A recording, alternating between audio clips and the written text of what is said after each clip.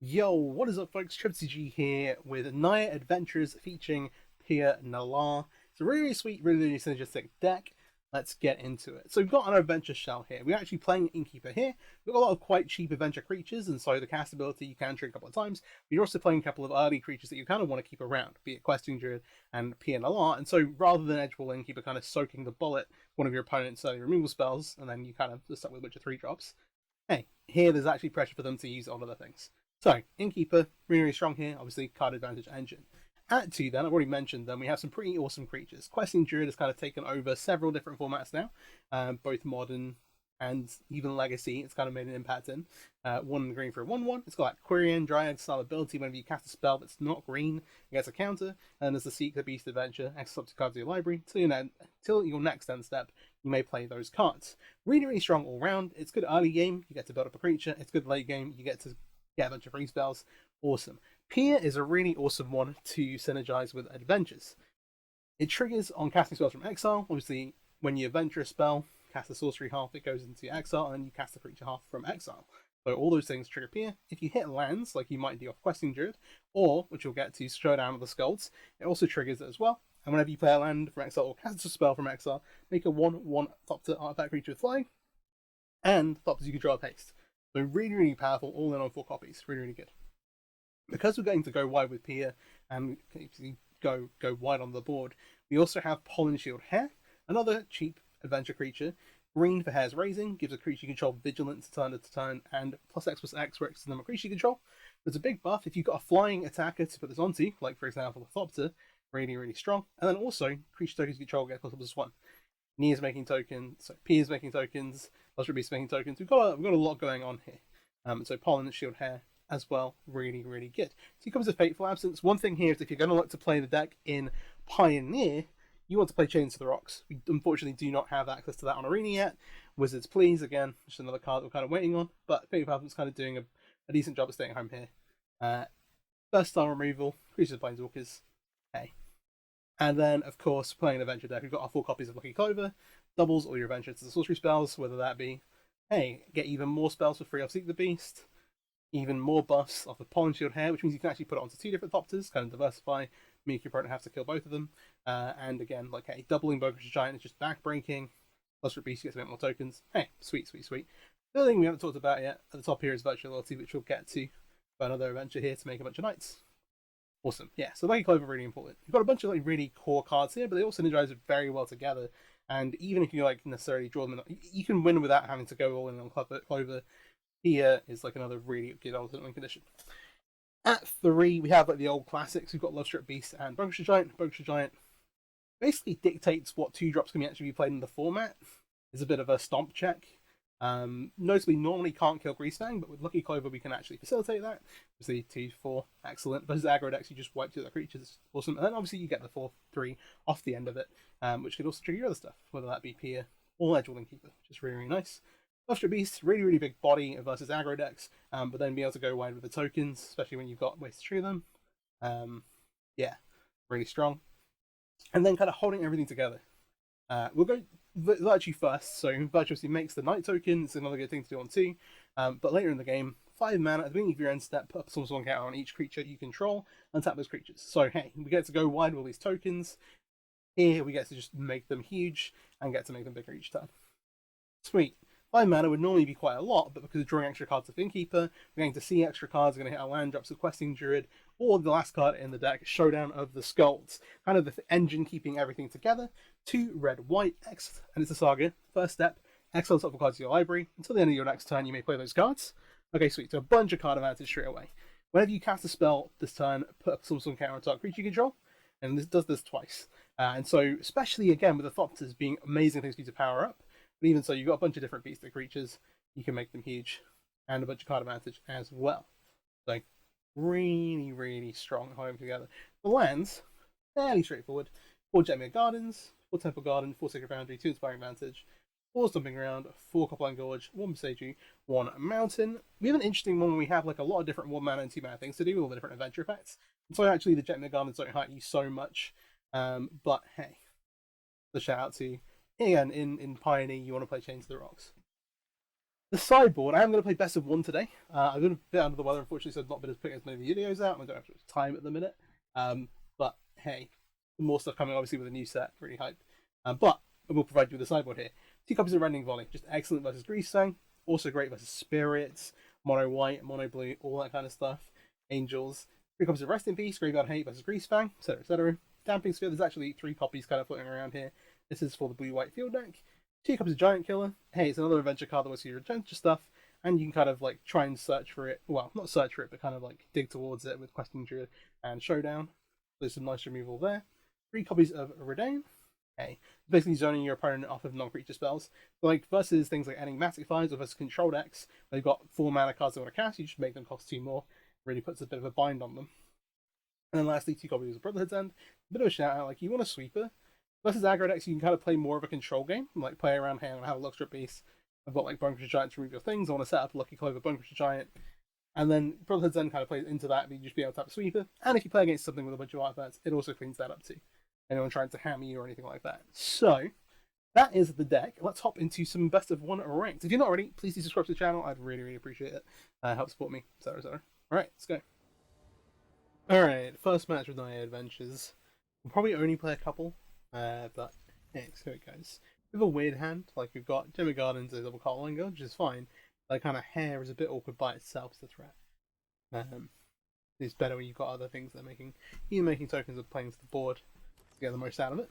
But we'll see how things go. If you have to jam on two, we will. Honestly, the third hair is not necessarily what I'm looking for. I'm just gonna run one out here. Gigantha could mean heroic.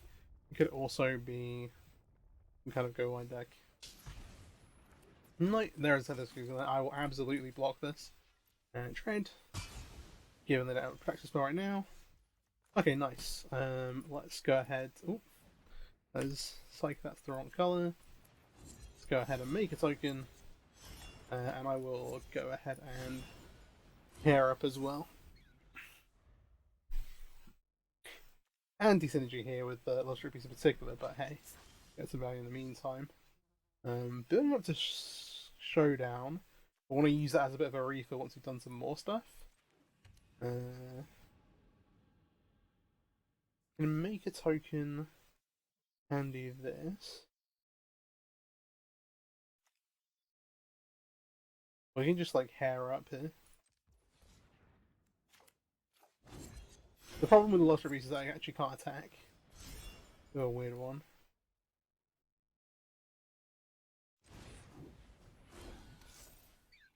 Yeah, I'm just gonna come in for 7. If they showed a removal spell, I might play something a bit different, but she's gonna concede. Okay, well, maybe more than a couple of games, but we'll see how things go. Alright, second match. That was super fast. There was only power playing a few, but we'll not count that one, shall we?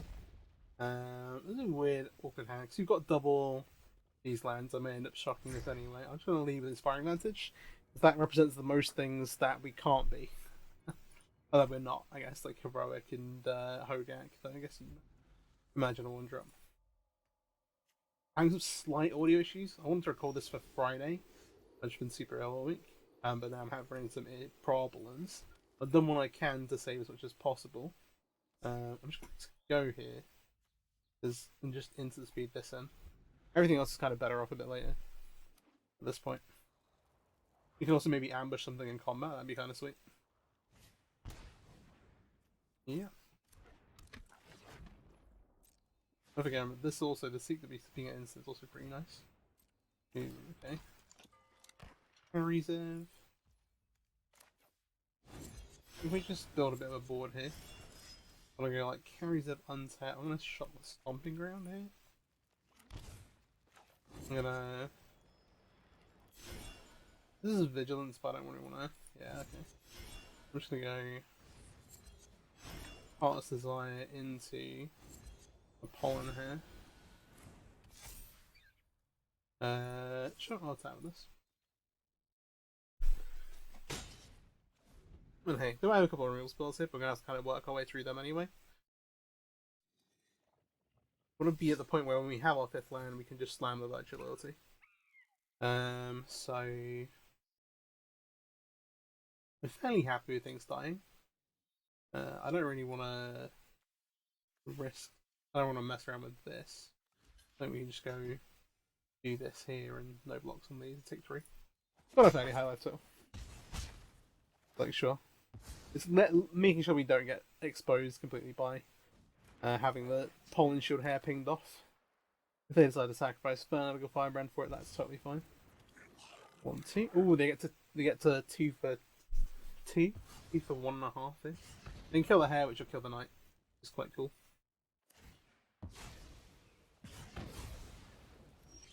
Bit cute. Okay, so we have land 5. I want to play as Questing Druid, but also there's not like a ton of. What if we go Questing? Yeah, we want to use the Questing Druid for card advantage, really.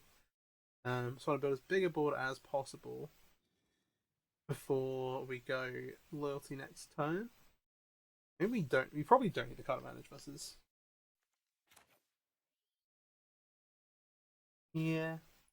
I'm kind of down to just commit to the stuff.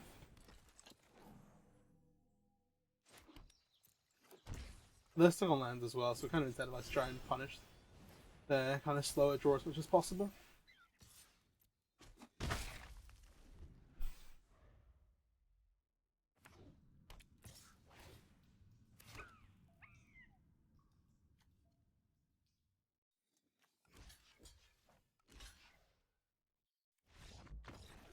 Oh, okay. I was like, this way, like, if they have a removal spell, we still get to keep the other creature. I'm just gonna keep it up. Fair enough, fair enough. Well, next match. Alright. We don't have a white source here, but we do have Innkeeper. Very tempting to keep. We've only actually got one castable spell. I think I'm mulligan. This looks solid. We have double Clover. Ooh. Yeah. I'm gonna keep 6 and put the hair back, I think. This is the best thing to do. Maybe Clover into Clover Heart's Desire? I don't know. We'll see how this goes. We'll work it out as we go along. Basically, gonna save this Lodge Trap Beast, though. Is what I'm thinking, so you can get a couple of tokens out of it. Green Gigantha implies, like. Clover.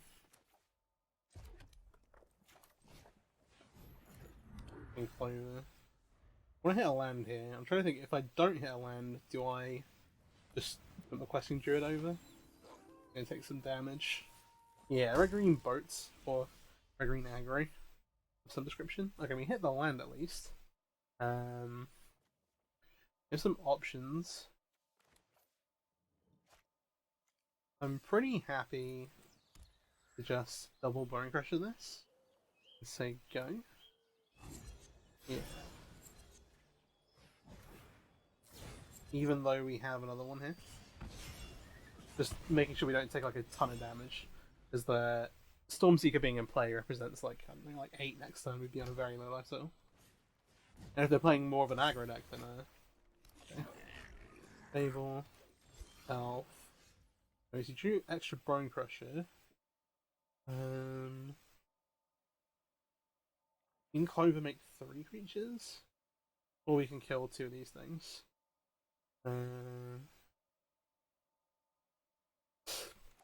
Because the Fable represents treasure. Getting the Lucky Clover down just does so much long term. We have to make 3 tokens here. Which should mean we're not going to die anytime soon. We'll see how that works out. If they have like Sky Sovereign, then we're going to be in a bit more trouble. But hey, we do have a game on our hands.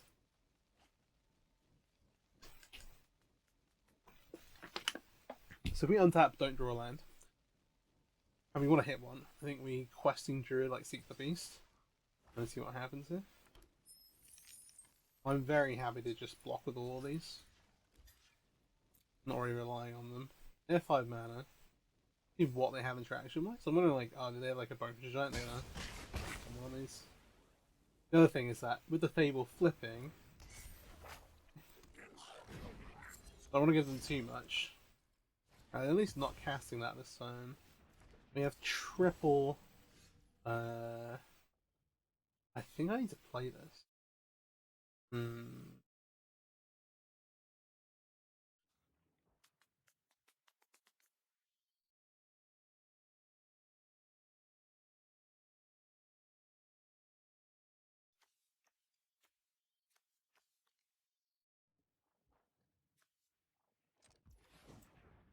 next. We need to find more cards anyway.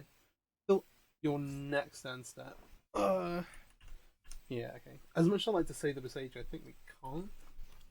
So we're gonna have to say go, and then go Bone Crusher Druid into Questing Druid. We have to flip here. Yeah. I don't want to let this attack if possible. Can we go 1, 2, and then one of the elves? What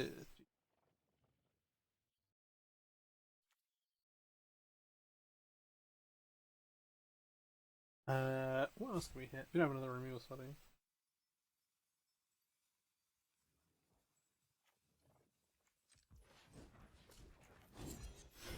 I'm just gonna have a look here with Seek the Beast. See what we're hitting. Showdown, Showdown. Land Virtue.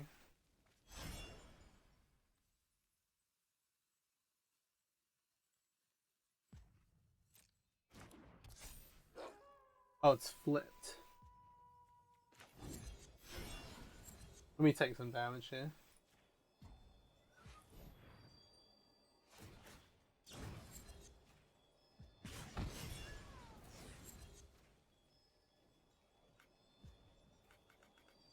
Oh, why can't I select? I did, okay. I'm gonna kill the table now. Yeah, I'm gonna direct hands to it. It means we're taking some damage here, but like oh, they're gonna cast those Beast, okay. Fine. Alright, so we drew. We drew a land. Which I think we're gonna end up shocking. We should work out what exactly we want to cast. Mana's good. We can play 2 token producers. Plus a 2-drop? Or 2 token producers? Yeah, okay. I think the play is like Questing Druid, Heart's Desire, which admittedly doesn't trigger it, but it is what it is. And then Virtue. You can pass with this, can't we?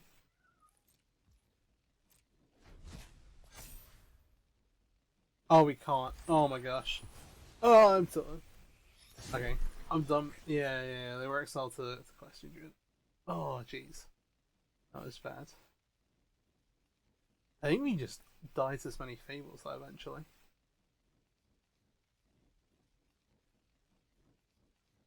I gave away all our agency. I should have. I think if I play a shutdown there, we maybe just lose the game. But maybe shutdown Heart's Desire is enough to get us through. I'm not sure. For one of the goblins to live. Oh, the problem is you just have to deal with 3 reflections. So you will just lose to reflection, make a bunch of treasures, and like copy itself a bunch. Well, copy a copy of it a bunch of times. We deal with Bone Crusher. Let's shove Beast. Okay. Not nothing. Lustrous Beast trigger. The Fire Clover. I'm just gonna copy this thing. I think we're about dead. Maybe actually dead. It looks like they're reaching to activate the Den of the Bugbear. I think we're pretty dead. Yeah. Oh, they did use actual creatures though instead of ones. They copied the Den of the Bugbear. It'll be good. Oh well. This is what happens when you auto tap. Okay. I think I want to block one of these. Do this. I can trade the Lustrous Beast off. Again, they can still do this nonsense. Yeah, okay. I think this is our best shot.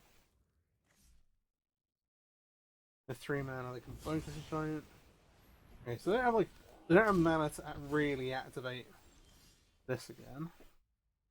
They have Clover but no other adventures.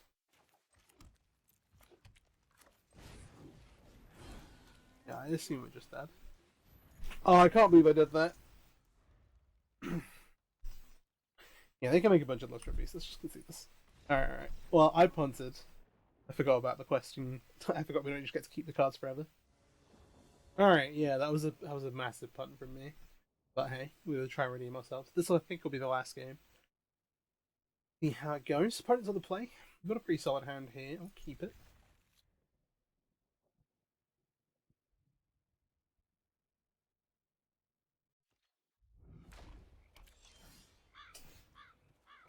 Maybe blue black control.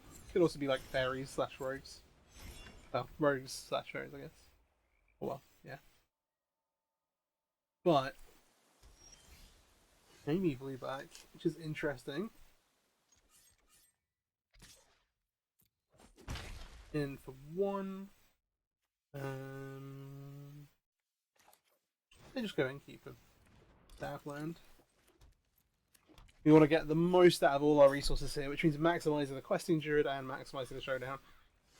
So I'm going to dock this and just cast the Love Strip Beast.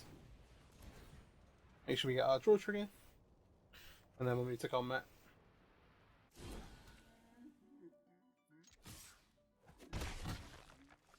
Alright.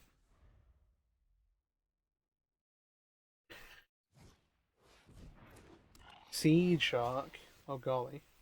How do I feel about just double bone crushing that? I think that's pretty good use of our time. This thing's a nightmare. Especially with the delve spells, which admittedly aren't on arena. Being able to incubate for spells for a mana cost is pretty busted. And a 3 mana 2/4 flying in the air is nothing to sniff at either. Okay. We'll just cash in our removal spells. And come across to 7. They might have a sweeper here, but we've got tons of stuff to rebuild with. They are, however, cycling sense, which is a good sign.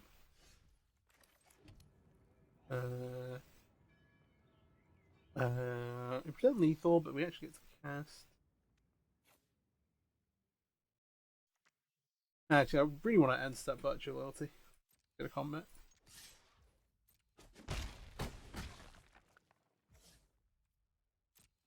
And so I'm basically leaving up end step virtual loyalty and Questing Druid. The end. That is annoying. We do get to draw off the copy in our hand though. Sure. The nice one, because they're on 3 life, which costs black. It's pretty sweet. Is it made ability?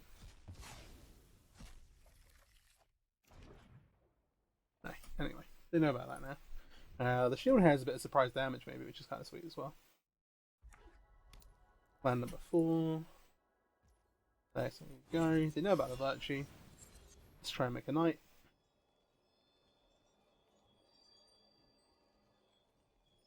I want Questing Druid as well here. The thing is, we've got the Bonecrusher Giants, the only thing. They're on 3. We need to. Oh, we actually got lethal on board. Let's leave a Fatal Push.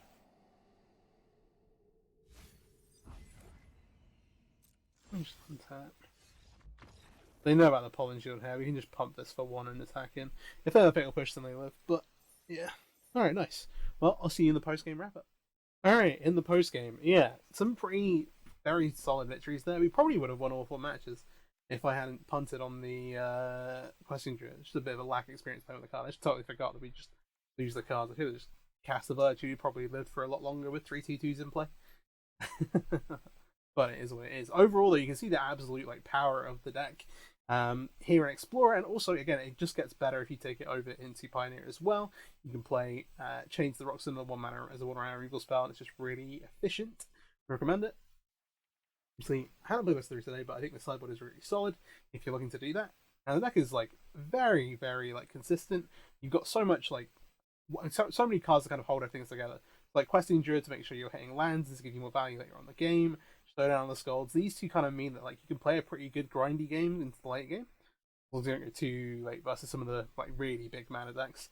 But yeah, everything seems really, really synergistic as well. Like the deck just like works really well together. Like Bonecrusher Giant, Love Strip Beast, like the big bodies and just removal or like tons of removal. Just shoring up your aggro matchups. And then hey, we didn't actually get to play with Pia, which is disappointing, but like you can kind of imagine everything you cast from exile with these or with the Questing Druid and the Showdown, just making doctors just amazing. And so yeah, would recommend. If you got any ideas, let me know. I know this video is a little shorter than normal, but yeah, I've been super ill this week. Wanted to get something out for Friday.